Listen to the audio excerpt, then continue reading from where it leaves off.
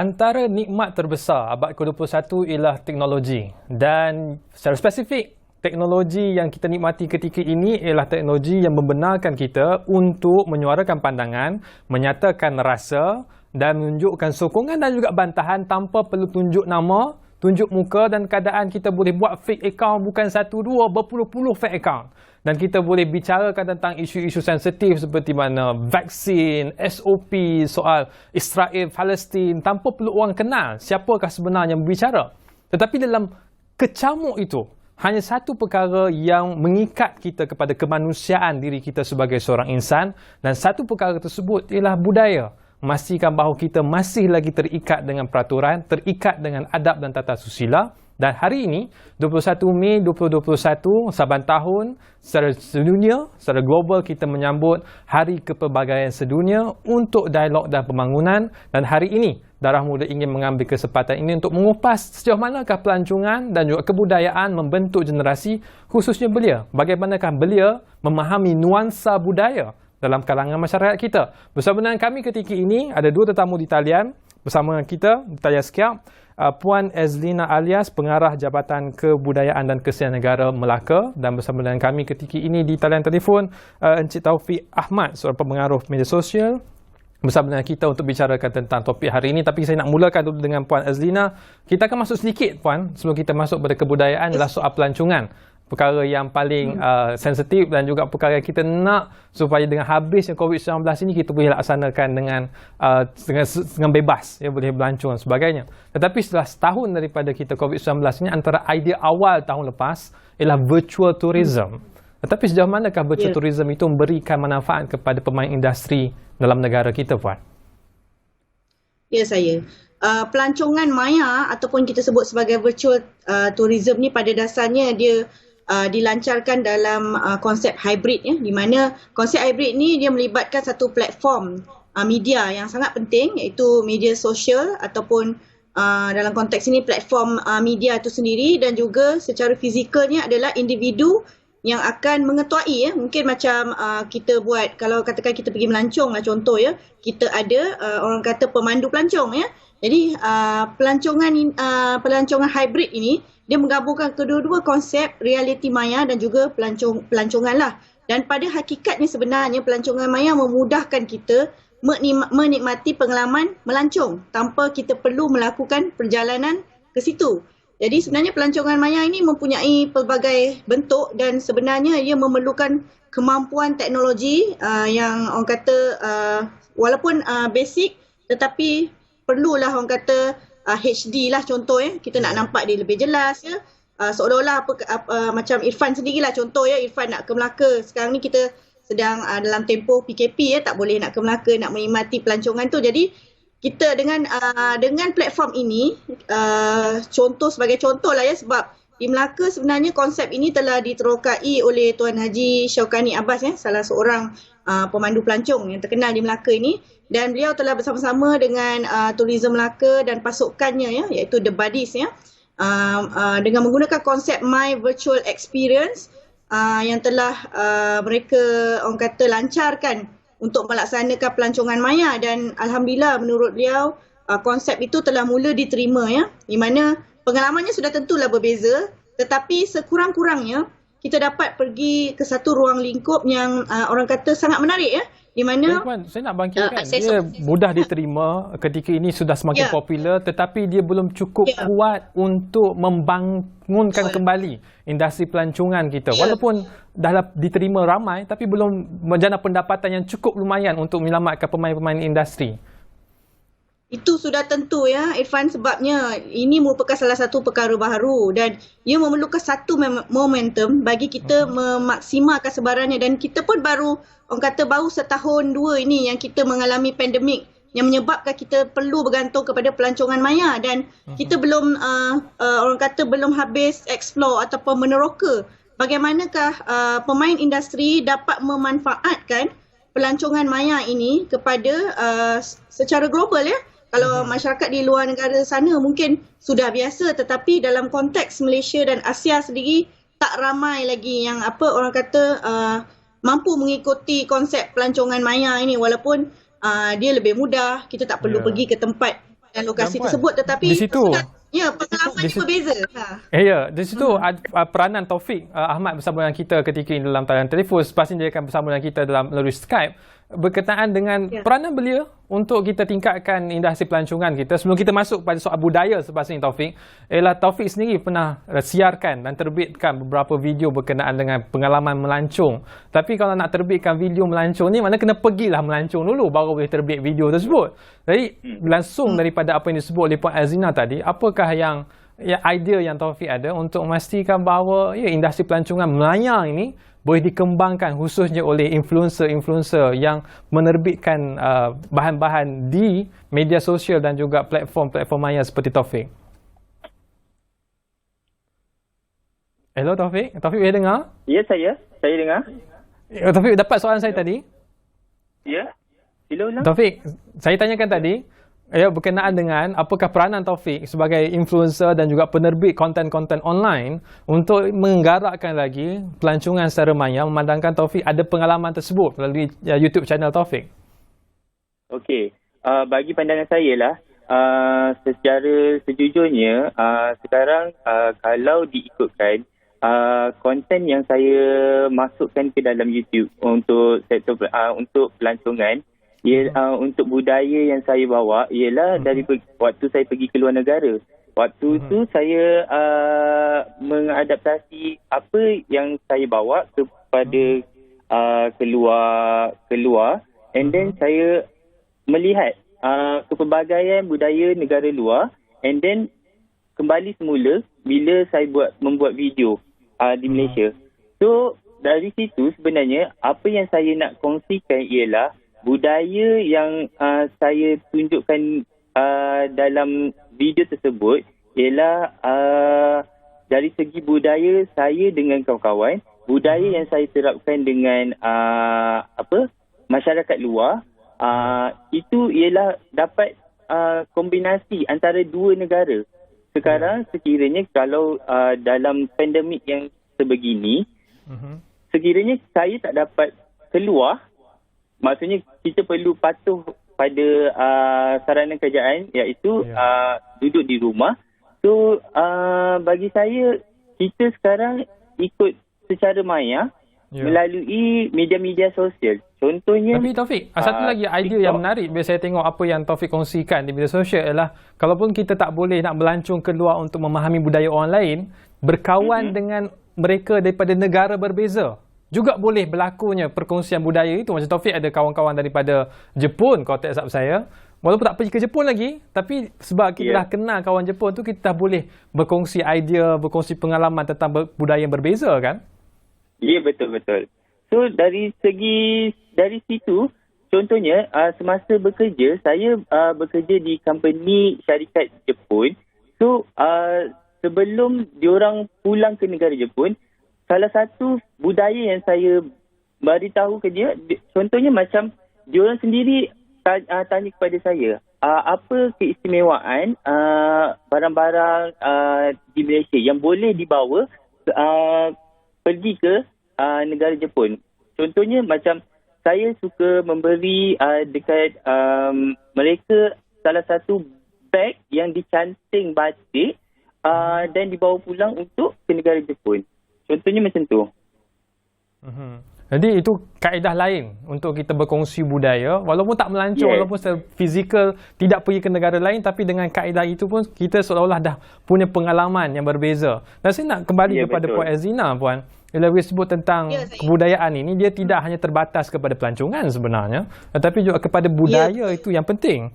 Jadi kalau saya boleh rujuk kepada satu laporan yang ditulis dan diterbitkan dalam The Edge pada tahun 2013 yang memberikan satu pemerhatian tentang apa yang berlaku di Jonker Walk, Jonker Street, yang mana ketika dalam laporan tersebut menyatakan bahawa ini pandangan yang dipetik daripada UNESCO expert Elizabeth Vine, menyatakan bahawa kegemerlapan di Jonker Walk itu akhirnya memadamkan nilai sejarah yang ada di jalan tersebut. Apa komen Puan tentang perkara tersebut? Kerana belia lebih suka shopping daripada betul-betul memahami sejarah negara kita. Ya, ini salah satu topik yang saya rasa sangat saya minat untuk kupas ya.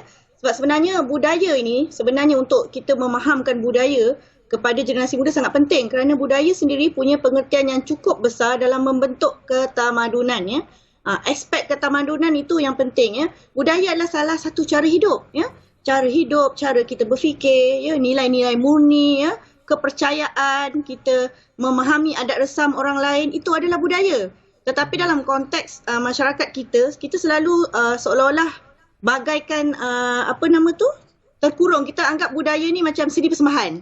Kita cuma memandang seni budaya ini sebagai aspek seni persembahan semata-mata. Sedangkan budaya punya pengertian adalah cukup besar. Bahasa dan persuratan juga adalah budaya ya. Kefahaman kita dengan toleransi kita dengan pelbagai kaum, pelbagai etnik sesuai dengan topik pada hari ini juga adalah budaya ya. Jadi sebenarnya budaya ini satu konteks yang cukup luas. Kerana itu macam contoh tadi yang Irfan sebut ya tentang kebudayaan yang di Jongke Wak itu sendiri. Kalau di Melaka kita tahu Jongke Wak ini kalau dari segi komersialnya sebab dia telah menjadi satu pusat komersial ya di mana kebanyakan orang membeli belah di sana. Kita cuba lihat dari segi konteks bukan sahaja pelancongan semata-mata, kalau dari segi konteks budaya Jongke Wak ini memainkan peranan yang penting ya. Di mana Jongke Wak merupakan salah satu orang kata tempat memang dari dulu lagi, dari zaman Kesultanan Melayu Melaka lagi kita difahamkan Jongke Wak ini memang telah wujud dari dulu lagi di mana dia merupakan salah satu orang kata dalam zaman Kesultanan tu adalah pusat pertembungan budaya di mana banyak kapal-kapal dagang ya. Mereka orang kata ada pelabuhan di sekitar Sungai Melaka itu dan mereka melabuhkan kapal-kapal ya, kapal dagang mereka ya, perahu ya, untuk mereka berdagang di situ dan sepanjang jalan itu terdapat banyak ya orang kata jualan hasil dagangan dan Melaka sampai menjadi orang kata salah satu pusat dagangan dunia ya yang orang kata dicemburui lah, sampai ke Venice pun orang cemburu, orang nampak Melaka ni punya hebat, dia punya empire ya. Dan dalam konteks sejarah juga budaya di Jongke Wak itu sendiri memang dah lama merajai ya, ataupun orang kata bukan merajai, maksud saya sudah lama popular ataupun masyhur sebagai salah satu pasar di negeri Melaka lah ya. Kalau dapat kita sebut di sini, di situ adalah laruan argumen ataupun kritik masyarakat terhadap apa yang berlaku Jongke Wak itu ialah yang lebih masyhur ialah nilai komersialnya. Yang tak masyhur ialah sejarahnya. Dan itu kebimbangan kita bila sebut tentang kebahagiaan budaya ni puan. Betul. Itu memanglah sudah menjadi aspek yang sebab orang sekarang macam Irfan ada sebut tadilah, sebab kita lebih suka bershopping, contoh kan. Kita lebih suka membeli belah. Kita terlupa yang sebenarnya Jongke Wak ini mempunyai sejarah yang amat panjang. Ya, gudang-gudang di sekitarnya adalah merupakan gudang-gudang yang memang menjadi tempat simpanan barangan orang dulu bila mereka berdagang, mereka bergantung kepada angin ya, angin di laut ya, sebab mereka berdagang melalui jalan laut. Dan di situ disediakan gudang-gudang di zaman Kesultanan Melaka, ada gudang-gudang untuk mereka menyimpan barangan dagangan sementara menunggu perubahan musim ya. Jadi mereka berdagang dalam tempoh yang agak lama di Melaka. Jadi konteks itulah yang saya rasa mungkin sebagai generasi muda, sebagai orang kata Insta famous macam contoh tadi ya, mereka boleh gunakan orang kata konteks ini untuk mempopularkan bukan saja tempat untuk membeli belah, tetapi konteks budayanya lebih tinggi. Dia adalah tempat pertembungan budaya ya.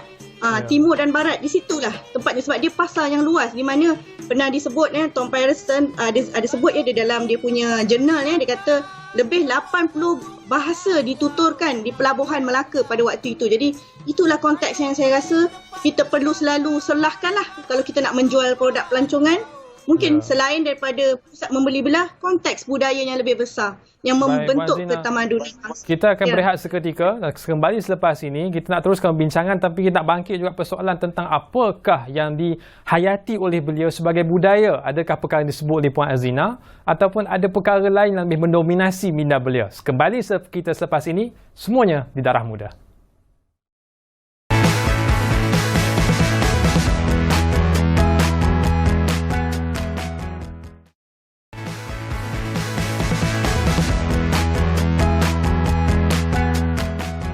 Kembali ke Darah Muda, sambung kita bicarakan tentang topik Hari Kebudayaan Sedunia yang mana fokusnya adalah kepada dialog dan pembangunan, dan dalam isu kebudayaan ini pastinya satu perkara yang panjang, tetapi fokus kita hari ini ialah untuk kita melihat sama ada belia benar-benar memahami apa yang dimaksudkan dengan budaya dan adakah kefahaman itu sama seperti mana yang diharapkan oleh masyarakat yang lebih luas. Dan saya bangkitkan sebelum kita berehat sebentar tadi, apakah yang dialami ataupun dihayati oleh belia tentang soal budaya. Dan saya nak bangkitkan persoalan ini kepada Taufik, ialah bila sebut tentang budaya, bagi masyarakat Malaysia, belia khususnya, yang disebut budaya itu ialah Black Lives Matters, ialah soal #MeToo, soal Palestine Lives Matters, apa yang berlaku terkini, pop culture, itulah budaya.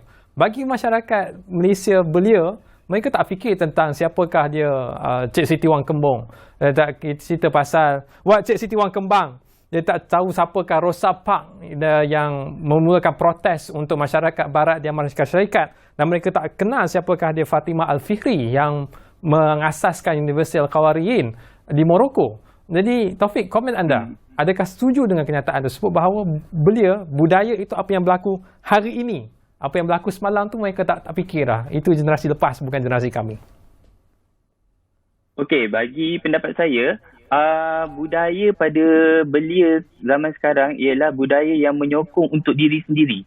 Contoh apa yang terjadi dekat dunia luar, so kita sekarang akan membela untuk diri sendiri. Apa yang berlaku pada zaman sekarang, belia sekarang akan menyokong apa yang terjadi.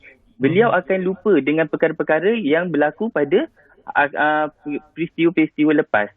So, bagi yang perkara yang berlaku seperti Cik Siti Wang Kembang, Rosa Parks, itu semua adalah perkara yang mungkin belia zaman sekarang tidak akan ingat disebabkan itu adalah sejarah lama. Sejarah yang tak pernah belia sekarang ambil tahu. Belia sekarang cuma ambil tahu dengan penggunaan media-media sosial. Contohnya, hashtag pada zaman sekarang. Contoh, Palestin dan Israel. And then, hashtag make school a safer place. Semua itu adalah perkara-perkara yang merujuk belia zaman sekarang terbentuk melalui daripada media-media sosial. Kalau kita nak bahaya Taufik, sebab bila kita belia hanya fokus kepada apa yang berlaku hari ini tentang Black Lives Matter, Make School Safer Place, mereka akan lupa tentang Jongke Walk sebenarnya seperti yang disebut oleh Puan Azina tadi, sebenarnya laluan yang ada sejarah yang sangat panjang dalam dunia perdagangan antarabangsa, khususnya bila bersebut tentang tamadun Melayu. Jadi bila terfokus kepada apa yang berlaku hari ini, lupa perkara yang lepas, dia hilang identiti kebangsaan. Setuju? Setuju. Dari segi situ, sebagai belia sepatutnya kita orang belia perlu mengadaptasi perkara-perkara yang zaman dahulu seperti Jongke Walk, cerita Cik Siti Wang Kembang kepada animasi. So mungkin bukan sahaja untuk orang dewasa belia, mungkin kanak-kanak juga akan tahu apa itu Jongke Walk dan mereka akan bertindak ataupun menyuruh keluarga mereka pergi ke Jongke Walk itu dan mereka tahu Jongke Walk itu sendiri di mana. Kalau kita tak dedahkan kepada seperti yang apa saya katakan seperti menceritakan di dalam TV animasi atau mengiklankan di media sosial, mungkin Jongke Walk itu sendiri akan tenggelam. Mungkin budak muda zaman sekarang atau kanak-kanak tak tahu apa itu Jongke Walk. Jadi itu saya nak bawa Puan Zina kembali dalam perbincangan kita. Bila sebut tentang kepentingan untuk visual ataupun animasi itu bagi memastikan belia ataupun generasi yang lebih muda ini tahu kat manakah lokasi-lokasi geografi tempat-tempat bersejarah ini. Jadi apakah yang ketika ini dirancang oleh pihak JKKM Melaka khususnya selepas daripada habis COVID-19 ini, kita doa sangat habis dengan kadar yang segera supaya bila orang nak datang balik ke Melaka ni, mereka cari benda baru, bukan cari benda yang sama. H&M di Jongke Walk, dia tak cari itu. Jangan cari di manakah tapak-tapak sejarah lain yang mesti mereka lawati. Baik, saya sangat setuju dengan apa Irfan utarakan dan juga apa yang Cik Taufik sendiri cakap tadi ya, sebab sebagai seorang belia apa yang mereka pandang dalam sejarah. Belia suka melihat sesuatu yang sedang mereka lakukan sekarang dan mungkin kurang dari, tapi tak semualah mungkin kan, mungkin kurang melihat aspek yang dah berlalu. Jadi saya rasa ini salah satu peranan penting jabatan juga, di mana kita melihat ini sebagai salah satu konsep untuk kita meningkatkan ya. Bila berlaku pandemik sebenarnya banyak hikmahnya ya. Bila berlaku pandemik kami dapat menyusun semula, merancang semula aktiviti-aktiviti kita yang di mana mungkin selama ini kita ingat sebab ramai pengunjung kita ingat dia bersesuaian. Sebenarnya kita patut meningkatkan dokumentasi digital yang saya fahamkan di sini ya. Kenapa kepentingan dokumentasi digital? Sebab belia kita dan kanak-kanak melihat dunia digital ya, mereka lahir-lahir je mereka memang dah main iPad dan sebagainya ya. Jadi kita perlu menggunakan keupayaan teknologi sebagai platform untuk kita memberi pemahaman terhadap seni budaya, sejarah dan sebagainya. Kalau saya cakap agaknya mungkin ramai tak tahu ya. Ada contoh, Hikayat Hang Tuah. Hikayat Hang Tuah sebenarnya telah diiktiraf oleh dunia, iaitu UNESCO sebagai Memory of the World ya. Begitu juga dengan seni silat, pantun ya, dondang sayang dan banyak lagi yang telah menonjolkan ciri sejarah itu sendiri. Dan kat dalam Melaka sendiri kita ada banyak tokoh-tokoh ya. Antaranya selain kalau saya sebut memang orang kenal lah, sudah tentu Laksmana Hang Tuah ya, Tun Teja, Tun Fatimah, Raja Haji Fisabilillah yang telah meninggal dunia ketika usaha menyerang kembali Portugis di Melaka di Teluk Ketapang. Itu semua nama-nama besar yang di dalam sejarah yang telah mengabdikan diri mereka ataupun bersemadi di bumi Melaka kerana mempertahankan aspek maruah negeri sendirilah ya. Jadi saya lihat macam contoh tadi bila Ifah cakap apakah perancangan kita, sebenarnya kita ada beberapa perancangan lah yang antara yang terpenting adalah kita mendokumentasikan secara digital sebanyak mungkin perkara-perkara yang saya sebutkan tadi ya.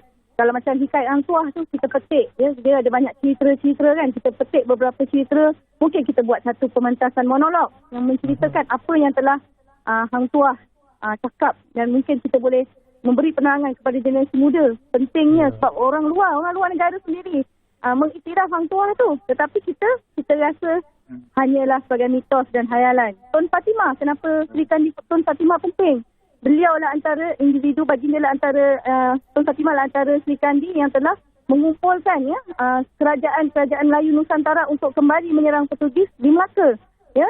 Jadi itu adalah aspek-aspek yang kepahlawanan, sisi lain yang kita tak nampak ya.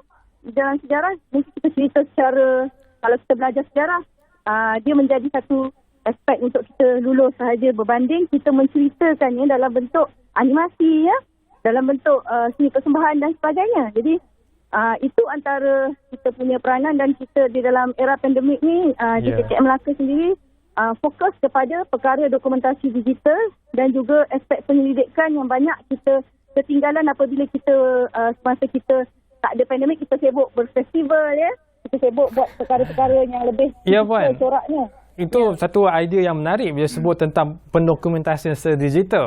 Dan terakhir ni saya nak bagi kepada Taufik, apa yang diharapkan oleh Taufik? Taufik mewakili belia Taufik.